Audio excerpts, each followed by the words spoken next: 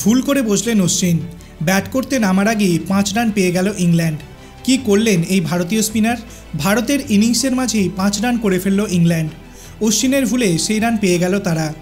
শুক্রবার সকালের শুরুতেই রবীন্দ্র জাদেজা এবং কুলদীপ যাদবের উইকেট হারায় ভারত। অশ্বিন এবং জুরেল দলকে টানছেন। পিচের ভুল জায়গা দিয়ে দৌড়ানোর খেসারত দিতে হলো অশ্বিনকে। শুক্রবার রেহান আহমেদের ওভারে ঘটনাটি ঘটে। ইংরেজ স্পিনারের বল কভারের দিকে মেরে রান নিতে যান অশ্বিন, কিন্তু নন স্ট্রাইকারে ধূপ জুরেল তাকে ফেরত পাঠিয়ে দেন। কিন্তু অশ্বিনের পিচের মাঝখান দিয়ে দৌড়ে যান। আম্পায়ার জোয়েল উইলসন কথা বলেন অশ্বিনের সঙ্গে।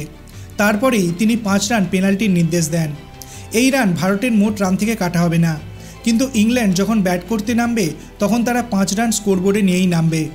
অর্থাৎ ভারত যে রানই করুক না কেন তার থেকে 5 রান কম করলেই ইংল্যান্ড সেই রান ছুঁয়ে ফেলবে।